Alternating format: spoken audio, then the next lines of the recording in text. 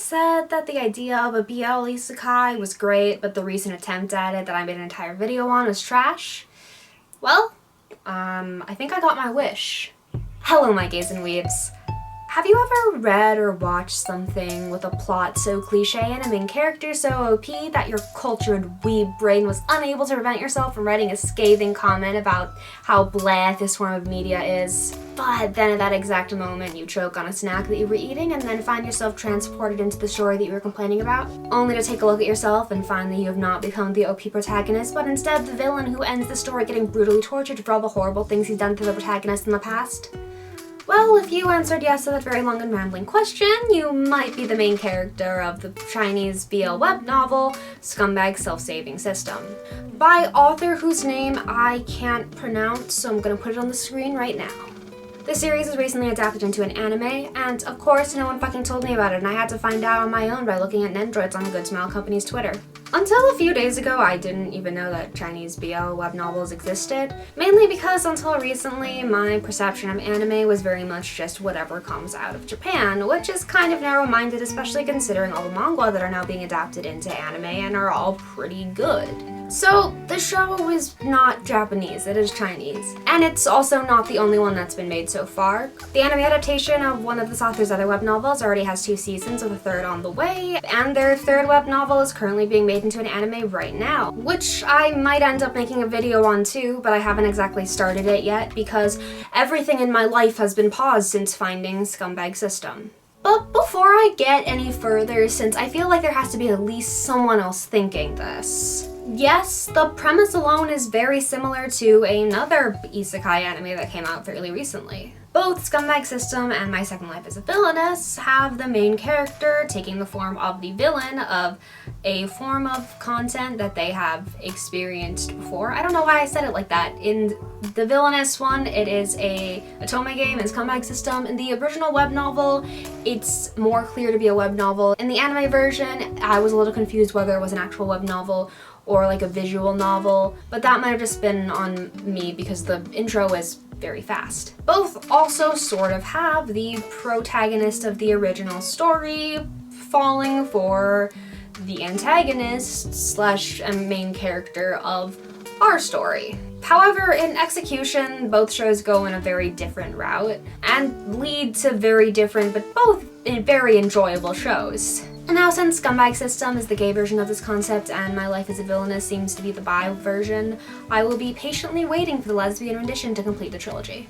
As I said before though, there are differences, and the endings that Shen is trying to avoid are a little more brutal than Katarina.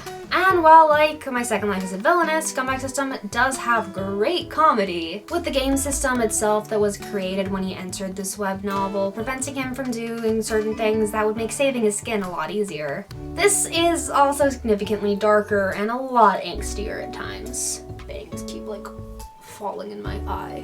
And also, side note, because again, this is all in Chinese, and I'm not great at pronouncing names that are in Chinese, so in avoidance of butchering by overpronouncing, we're just gonna refer to every character by the first part of their name, since that is the easiest part for me to pronounce most of the time.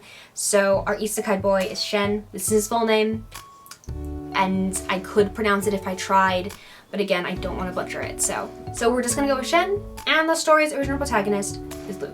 I don't think there's any other character that I feel the need to refer to by their name. But the video I've made that's kind of being the counterpart of like the good version of gay isekai too, I don't think I ever once said the characters' names, I just gave them weird names based on their personalities. So at least I'm respecting these characters enough to call them by their names, because I respect them and I did not respect the other ones. The original story is very quickly and with no small degree of sarcasm summarized by Shen at the start of the anime. Lu is half demon, half human, although he isn't entirely aware of the demon bit. He's orphaned and found in a river by his adopted mother, who dies when he's still fairly young. From there, he becomes the disciple of the original Shen, who is a piece of trash. He hates Lu because the cute disciple girl likes Lu, and again, creepy piece of trash. So he constantly physically and mentally abuses Lu and several times tries to inadvertently have Lu die. Only ends when Lu's demon side is revealed while protecting there and a bunch of other clans. Seizing the moment to get rid of him, Shen then casts him into the Endless Abyss, which is just, creepy demon-y place that is basically like hell, thinking that this will be the end of Lu, and of course it is not, because he is the protagonist and wears the plot armor. In the Abyss, Lu fights and becomes even stronger, rising to his final form as the Demon King. He then uses his super OP-ness to fight pretty much like every leader in this fantasy ancient Chinese world, which usually ends in him defeating the leader and then the daughter or wife of said leader falling in love with him and joining his harem, because it's that kind of story. By the end, he's super powerful, has married pretty much every female character that's been introduced, and exacted revenge on everyone who's wronged him. Ending, of course, with Shen, who I think he cuts the limbs off of, in addition to doing other torture stuff too, because the readers hate this guy so much that at this point, this is as much fan service as the actual sex is. So of course, when Isekai Shen finds himself in the body of Scumbag Shen, he's pretty freaked out. Luckily, he's fairly early in the story, so all he's really gotta do is not treat Lu like a human punching bag and he's all good, right? Wrong. Because this world is a game system only he can hear that warns him he needs to have a certain number of points to stay alive, and the fastest way to lose points is to break character. Anytime he is OOC, meaning anytime he's decent to the main character, he loses points. This particular obstacle doesn't really last long, because once he obtains a certain amount of points from doing a mission, he's able to unlock and disable the OOC blocker. However, the games need to keep certain events the same, doesn't change, leading to the biggest obstacle in Shen not getting the bad ending, the fact that Lu needs to be cast into the Endless Abyss for the story to progress. Did I mention this was gay? It is. The first season is admittedly when the story is still in slow burn mode, but it's not really a spoiler to say that the actions that Shen changes has an effect on Lu. Instead of being an actual burning dumpster, Shen is compassionate and a good teacher, giving Lu the warm relationship his life has lacked until now, and unknowingly preventing all the psychological reasons why he would marry 100 girls. But when I say slow burn, I mean slow burn. It is a good way through the web novel, which I did immediately read after finishing season 1 because I could not wait.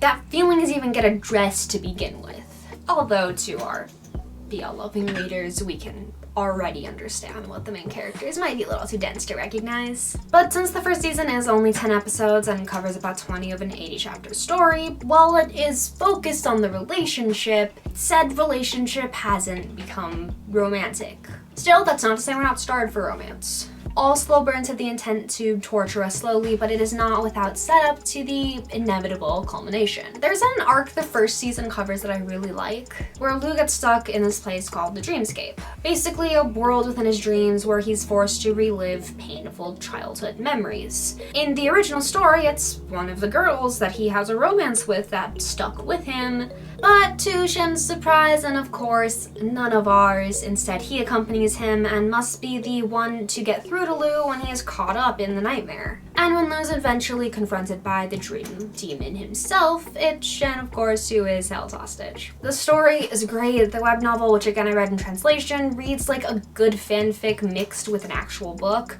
which coming from a fangirl is high praise. The anime, however, which is technically what I'm making this video to talk about, is good.